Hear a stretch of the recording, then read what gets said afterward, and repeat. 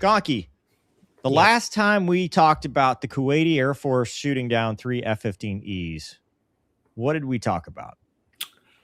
Well, the information we had at the time was kind of lent itself towards maybe a Patriot shoot down just by the words Kuwait defenses. So air defense, that's right. So, but as we were watching the footage, you talked about the smaller warhead, and then I talked about looks like a dead six tail aspect, aspect shot, and I said it actually looks a lot like the missile shoots that we've done air to air in the past. And then you literally asked me, what would you do if it was a Kuwaiti Hornet? I was shooting down my friends, and so it looks like that our intuition was accurate. Yeah, so reports came out, and I made a video on this on my channel before this video came out, that I guess a single Kuwaiti Hornet shot all 3 down. And then there were some channels that were saying that it was very accidental and beyond visual range. I don't know. Watch this video. Unverified, of course, because nothing's ever verified. So this could be, I don't know. Doug, play the tape and make it big. That is as big as I can make it. No, you got a thing at the bottom right. Oh, that thing? Yeah. Does that help? Oh, boy. That's a Hornet. For sure. And that's within visual range. If you can see 2 aircraft in one frame, they're close. Oh, dang. Dude. Is that the same F-15? Is that a second one? Define same. Well, like when he first shot it. Yeah. This is just one shoot down. Okay.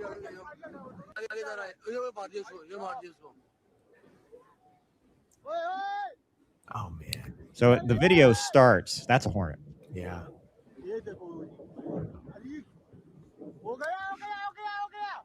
Man. A lot of yelling. Yeah.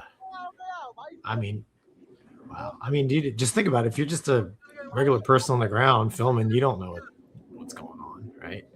No, they think they probably shot down a couple MiG-29s or something. Right. Exactly. So that's Gonky, our resident Hornet expert, instructor pilot. What do I think? I would like to know. I think, just my opinion, but I think it's totally on purpose. I mean, here's the thing. You shoot down, okay, here in any air-to-air engagement, and I'm sure the Kuwaiti Air Force is the same way, right? So the way it works is you detect somebody, you have onboard sensors that tell you whether it's a good guy or bad guy, and then usually you ask an AWACS or a ground controller or something, you call out their position, ask if they're friendly or not, and they have their own nerd matrix that they go through, and they'll be like, yep, they're bad guys, right? So there's an entire process of determining should you pull that trigger. And I'm sure, I don't know what it is with the Kuwaiti Air Force. From my experience, the only time when you don't need to do that is if you witness a hostile act, much like, Mover was asking me last week, hey, if you got shot at or saw this Hornet shooting down your buddies, that's a hostile act. Then you could, it's basically self-protect is kind of how we used to operate. So it's hard for me to believe 3 screw this up 3 times. If this footage is correct, clearly that's within visual range. I don't know exactly what, the Hornet has onboard capability for some of that identifying, bad guys or not. If he had a pod on, you could actually, at that range, at that range, you should be able to see with your eyeballs. But even if he was, at 10 miles or 15 miles, like if you have a targeting pod, that can help. There's just one would be some pretty gross negligence. 3, sorry, dude. Like, I don't buy it. I mean, here's the thing. Like, it's it's unfortunate, right, for the Kuwaiti government, right? Because I mean, they don't want that. But I'm just thankfully, like I said, the crews. Well, the one dude might lose his hand. Right, but they all survived. The 3 pilots and the 3 passengers all made it out, which is good. But I mean, I think this is absolutely on purpose, man. What do you think, dude? Well, because of what I talked about. No. Not why do you think that? Why do you think it's on purpose? Well, I think that you probably had a Hornet pilot that was sympathetic towards the Iranian cause, or I don't know. So I lived in Saudi Arabia for almost 20 years, right? Sunni Shiite, right? Shiite, sorry. Muslim cultures, but they're both a little bit different. But I mean, and I can see it from if you're a Arab Muslim, I can see the perspective of there are Jewish in America quasi-Christian forces killing Muslims, and that can be very offensive and no bueno to a lot of Arab Muslims. And we have, I'm going to say, like, radical people in America, just like all over the world. Yeah, look at what happened in Pensacola. Absolutely, yeah. So it's not out of the realm of possibility that this particular pilot may have just decided his religious beliefs, and he just took matters into his own hands. That's my own opinion, having lived in Arabia for about 20 years, and I fought over there for another year or so. So I mean, take it for what it's worth, but I think it was intentional, and I think it was because of what's going on over there, obviously. Do you think there's any chance it was accidental because he thought they were MiG-29s? No, dude, no. MiG-29s look like they're on fire when they're flying because they smoke so much. They're significantly smaller, excuse me, than a Strike Eagle. And then, honestly, man, I mean, if I'm a semi-competent Kuwaiti F-18 pilot flying over my home country and there's a MiG-29 over my country, like, what is he doing there? There's no way he's making it back because he doesn't have enough gas. For two, he really has no air-to-ground capability. So, I mean, what are you doing over here, right? So, and for sure, whoever the GCI, the airborne, AWACS, whatever, you're going to hear about it way before. Well, okay. I'm just devil's advocate because I'm curious because you're a very intelligent fighter pilot, Gonky, and I like to hear your opinions on things. Let's say they were midnight. Let's say that, because we've all seen this in training where they turn off GCI and that's where the frats happen because, no GCI, no link. That's true. It's turn everything off Friday. And, the first time you turn hot, 3 shoots down 1 and 2. But that's the other thing, man. That was stern conversion, right? Tail aspect, no threat. Yeah, I like what you said about and I appreciate that you dumbed it down for us about the declarations, right? Because that is the ID matrix of how you do that. And usually, to your point, and we train to this all the time, and the Kuwaitis do too, because they get the same training through probably, Boeing contractors and stuff, they do. Is if you don't have that hostile, that, hey, he's a bad guy, then you got to figure it out on your own. The onus is on you now to upgrade it, usually with a VID, or visual identification.